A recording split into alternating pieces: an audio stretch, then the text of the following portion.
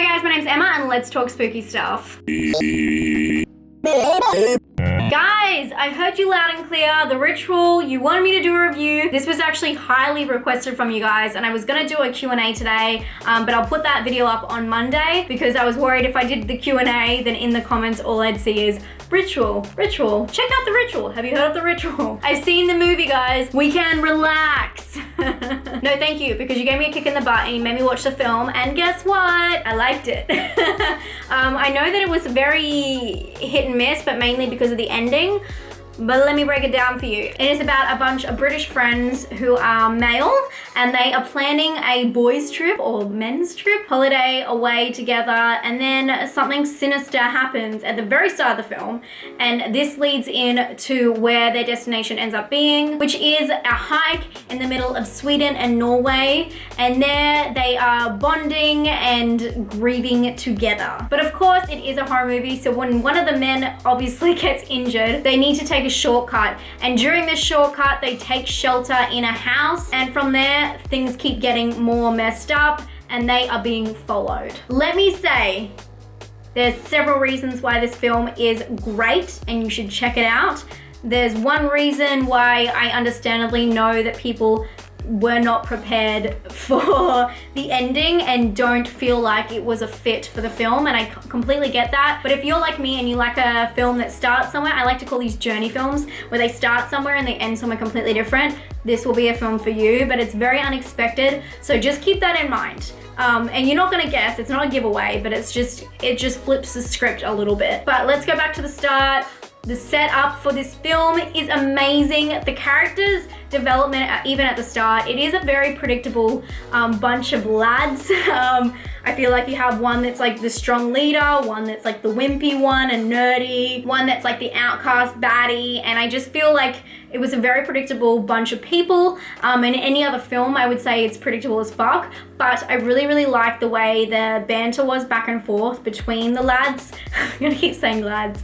I can't pull that off, can I? Between the guys, because it seemed very realistic and like they were a real bunch of friends, and I think that that is really what kept the film going. The dialogue was on point and the acting was great. Otherwise it would have just been such a typical bunch of friends, but it is brutal as fuck in the first 10 minutes, and I was not expecting that, and I'm sorry that is kind of like a little bit of a spoiler, but I was not expecting that, and you won't know where it's going until it happens. It was a lot, and it really set the tone for the whole film. It also sets the intentions of the people for the whole film. The idea of bravery, which really reminds me of They Look Like People. I felt like they played with that a little bit and I really like that. Obviously, I love friendships in horror and I think it's the most important thing, so I was with that from the start.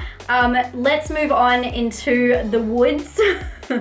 Wow, was that house the scariest motherfucking thing you've ever seen? Lots of people said, oh, it stinks of Blair Witch. I don't like it.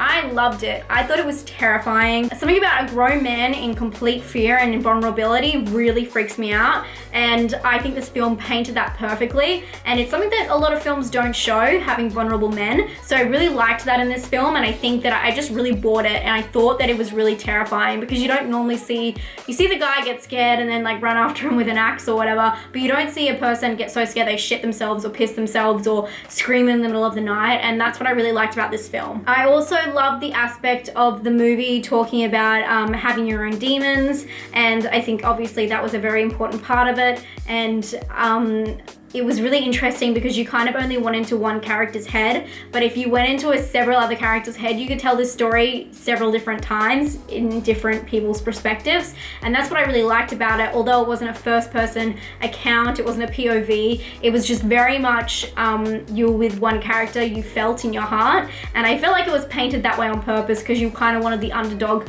to come out and, you know, be brave and take on the day, but I really liked how you could see things from different people's perspectives, but still you're only in one person's head. I think that the way they painted that and the way they produced that was just so clever and just really original. Obviously, another thing I really liked was the scenery. Like Thelma, the last film I spoke about, Norway. beautiful, and the scenery in this film is no different. It was just fucking jaw-dropping. It was beautiful, but even better than that, the way they utilize that through movement of the camera.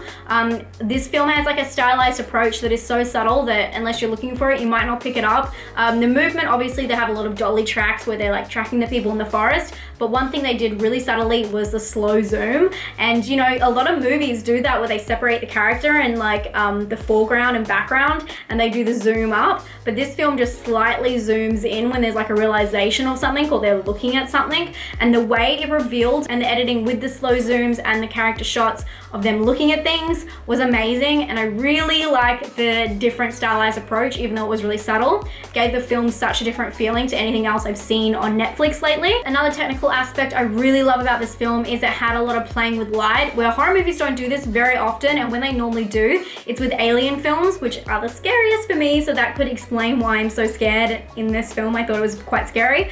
I love a little bit of light play, so if you haven't seen it, keep an eye out for that, because it just brings a haunting element, especially into a forest or somewhere you know there's not meant to be a bright light. It's, I don't know, it's just eerie and weird, and it creeps me out. I bring you peace. One thing about the film that I do think went a little bit over the top was the music. Although it was beautiful and I like a really like theatrical score, I didn't feel like it went with the genuine and realistic character development and characters and dialogue, and I felt like it was just a bit too hyped. It just needed to tone it back like just 2 notches. It didn't need all that because it was so scary by itself. I'm gonna talk really quickly about the ending, but I'm not gonna put any spoilers in, but I do want to say I like the way it ended because it was so bizarre, and I felt like for a lot of people that would just be unpredictable, and they like a little bit more of a packaged bow.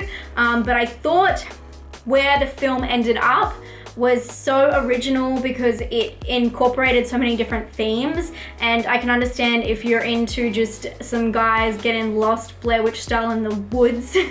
Sometimes you just want that, and sometimes that's what you buy into. But if you go into this film not expecting that, it is a really cool surprise, and I really liked that about this film. I really like this film. I think it was really original, it was unexpected, and it might not have ended where some people wanted it to, but it had a really beautiful underlining meaning, and it was so haunting, and I love all those aspects. And I think, of course, it's one of the better movies produced on Netflix that I've seen in a long time, and one of the better horror movies I've seen this year. So I'm gonna give it a personal score of 7. I'm gonna give it a scare score of 6 and originality score of 7. So I really recommend you guys check out The Ritual. Thank you so much for everyone kicking me in the butt. I know that you really wanted me to watch it, so that's how I felt. I know that some of you guys didn't like it, but I can appreciate that, but I appreciate this. I hope you guys are all very well, and please don't forget, this weekend we are having the Creepy Crawl. So check it out. I think it's on Sunday for most of you guys, but I'll leave the link below to all the channels. I will be on Nightmare Maven's channel with Dino from The Late Late Horror Show. So please come and hang out with us and support horror. Save HorrorTube. I'll talk to you guys very soon. Stay spooky.